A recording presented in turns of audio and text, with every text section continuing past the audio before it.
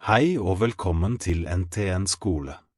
Dette video nummer 4 i serien, for deg som vil bestå statsborgerprøve i Norge. I denne videoen lærer du om viktige temaer, som familie, barneoppdragelse, barnevern, fritid og demokrati. Først får du en enkel forklaring, og deretter noen spørsmål som ligner på dem du kan få på prøven. La oss komme i gang. Familieliv. Å leve sammen i en familie kan være både hyggelig og utfordrende. Det kan bli ekstra vanskelig når man flytter til et nytt land. Barn og voksne må lære et nytt språk og forstå en ny kultur. Mange savner personer og steder fra hjemlandet. Familiemedlemmer kan reagere forskjellig på endringene. Derfor er det viktig å støtte hverandre og snakke sammen. Omtrent 30% av par som bor sammen i Norge, er samboere. Rundt 70% er gift. De fleste gifter seg for første gang når de er mellom 30 og 40 år. Hvert år blir det født litt over 50 000 barn i Norge. Norske kvinner får i gjennomsnitt 1,4 barn hver. De fleste får sitt første barn når de er rundt 30 år. De fleste mennesker har en familie. Noen bor sammen med familien, mens andre bor alene. En husholdning er personer som bor i samme bolig og deler økonomi. I en norsk husholdning bor det i snitt litt mer enn 2 personer. Barneloven gjelder for alle under 18 år. Den beskriver foreldrenes plikter og barnas rettigheter. Foreldre skal sørge for at barna får mat, klær og trygghet. De har ansvar for en god oppdragelse uten vold. Foreldrene skal passe på at barna går på skolen. Barna har rett til opplæring som passer deres evner. Barn har rett til kontakt med begge foreldre, også om de bor hver for seg. Foreldre må høre med på barnet etter hvert som det blir eldre. Når barnet er 7 år, har det rett til å si sin mening i viktige saker. Når barnet er 12 år, skal foreldrene legge stor vekt på barnets mening. Når barnet er 15 år, kan det bestemme om skole og organisasjoner. Ved fylte 18 år er barnet myndig og kan bestemme selv. Foreldre har hovedansvaret for oppdragelsen. Barnehage, skole og fritidsaktiviteter kan også påvirke barna. Målet med oppdragelsen er at barna skal lære gode verdier og bli aktive i samfunnet. Barna skal få et trygt og godt liv. Foreldre ønsker å være mye sammen med barna. De samarbeider ofte med skole og barnehage. De fleste foreldre vil også kjenne barnas venner og deres foreldre. De ønsker å følge med på barnas hverdag. Før i tiden måtte barn ofte jobbe hjemme. I dag er barndom en tid for lek og læring. Foreldre kan synes det er vanskelig å oppdra barn. Derfor kan de søke råd eller finne informasjon. Barn lærer både av foreldre og av samfunnet rundt seg. Kulturen barnet vokser opp i former tankene og verdiene deres. I en jeg-kultur er enkeltpersonen viktigst. I en vi-kultur er det familien eller gruppen som betyr mest. Barn som vokser opp med 2 kulturer, kan møte ulike regler hjemme og ute. Det kan være forskjeller i hva som er høflig og riktig oppførsel. Foreldre har hovedansvaret for barnas oppdragelse. Noen foreldre trenger hjelp i vanskelige perioder. Barnevernet finnes i alle kommuner i Norge.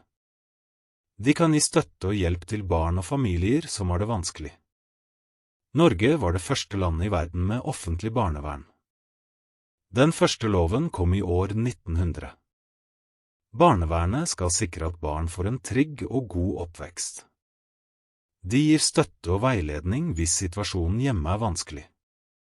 Foreldre kan selv ta kontakt med barnevernet for hjelp. Eksempler på hjelp er veiledning, støttekontakt og avlastning. Barnevernets viktigste oppgave er å beskytte barnet. De prøver å samarbeide med familien. Hvis det er nødvendig, kan barnet få bo i en ny familie. Barnevernet hjelper barn som trenger beskyttelse. Alle som jobber i barnevernet har taushetsplikt. De må ikke fortelle videre det de får vite. Alle som jobber med barn har meldeplikt. Hvis de tror et barn blir utsatt for vold, må de si fra til barnevernet. Alle voksne som er bekymret for et barn, kan kontakte barnevernet. Det gjelder også naboer eller lærere. Fritid er den tiden vi bestemmer over selv. Det er tid vi ikke bruker på arbeid, skole eller plikter. Dugnad er frivillig, ubetalt arbeid i fellesskap. Det er vanlig i borettslag, barnehager og foreninger. Mange foreldre jobber dugnad i fritidsaktiviteter for barna. De kan lage loppemarked eller hjelpe til med arrangementer. Dugnad er en gammel norsk tradisjon. Mange samfunn i verden har lignende skikker. Sosiale arenaer er steder der folk møtes.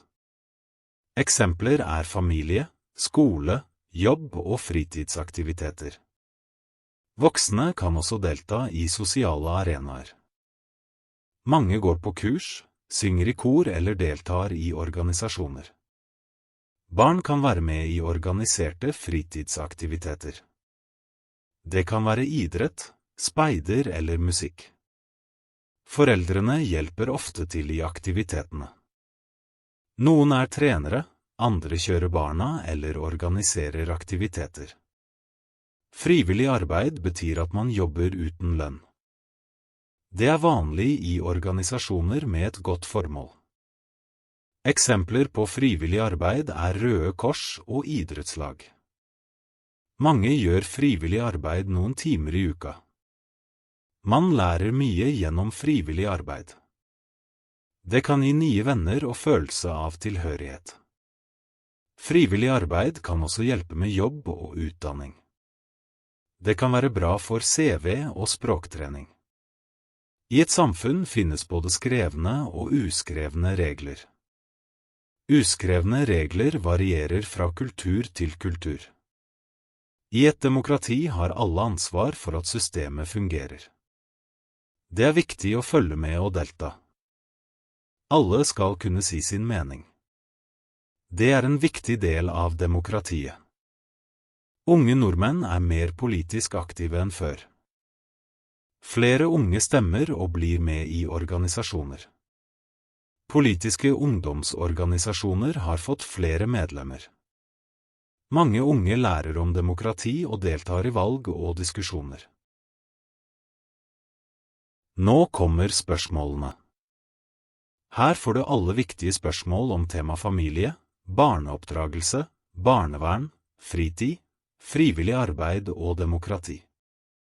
Hvis du forstår og øver på disse, er du godt forberedt til prøven. Hva er en husholdning i Norge? Mennesker som bor i samme bolig og har felles økonomi. Hva er riktig om ekteskap i Norge? Man må være over 18 år og gifte seg frivillig. Hvem kan gifte seg i Norge? Også to personer av samme kjønn.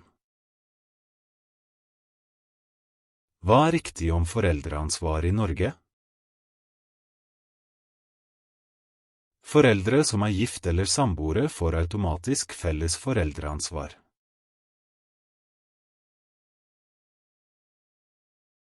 Hva skjer ved skilsmisse i Norge? Både mor og far har rett og plikt til omsorg for barnet. Hva er forskjellen mellom samboere og ektefeller? Samboere har ikke automatisk samme juridiske og økonomiske rettigheter.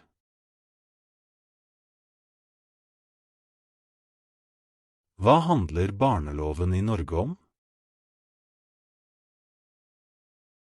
Om foreldres plikter og barns rettigheter. Hva er foreldres viktigste plikt ifølge barneloven? Å sørge for mat, klær, omsorg og en god oppdragelse. Har barn rett til å ha kontakt med begge foreldrene etter et samlivsbrudd? Ja, barn har rett til samvær med begge foreldrene.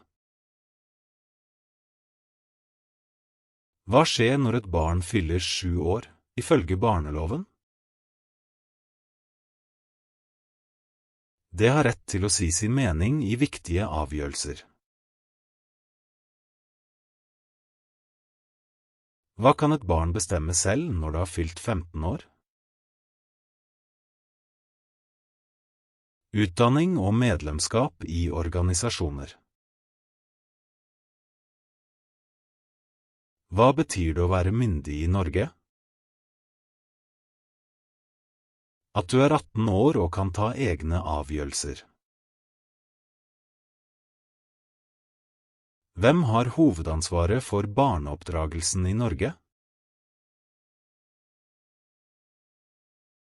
Foreldrene. Hva er målet med barneoppdragelse? At barna skal lære å være del av samfunnet og få gode verdier. Hvordan har synet på barneoppdragelse endret seg i Norge? Barndommen er i dag en tid for lek og læring, ikke arbeid. Hvorfor samarbeider foreldre med barnehage og skole?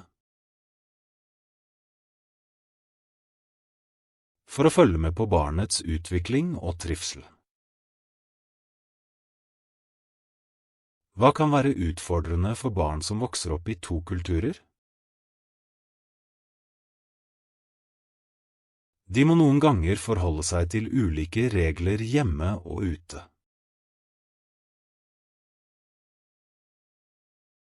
Hva er barnevernets viktigste oppgave? Å beskytte barn og unge og sikre trygg oppvekst. Hvem kan kontakte barnevernet? Både barn, foreldre og andre som er bekymret. Hvilke hjelpetiltak kan barnevernet tilby? Veiledning, avlastning og støttekontakt.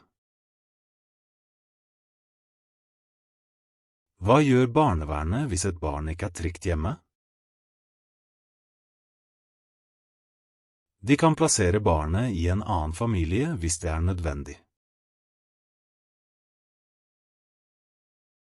Hva betyr det at barnevernet har taushetsplikt? At de ikke kan fortelle videre hva du sier uten tillatelse. Hva skal ansatte gjøre hvis de mistenker vold i en familie?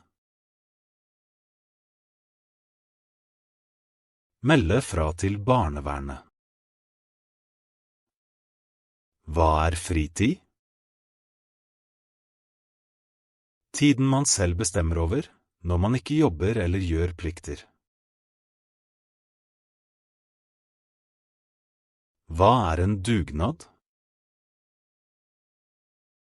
Frivillig, ubetalt arbeid som gjøres i fellesskap. Hva er en organisert fritidsaktivitet? Når barn deltar i idrett, korps, speider eller lignende, ofte i en forening.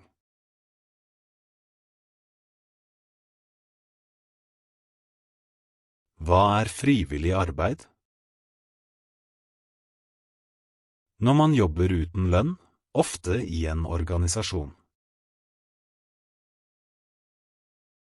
Hva er viktig for at demokratiet skal fungere? At innbyggerne er aktive og engasjerte i samfunnet. Takk for at du så på denne videoen om statsborgerprøve, del 4. Hvis du ønsker å øve mer, Å ha alle spørsmål og svar samlet på et sted, har vi laget en praktisk PDF som gir deg full oversikt. PDF-filen er perfekt for deg som vil forberede seg effektivt når og hvor det passer deg. Du finner lenken i beskrivelsen og i kommentarfeltet. Få tilgang nå og kom et steg nærmere statsborgerskap i Norge.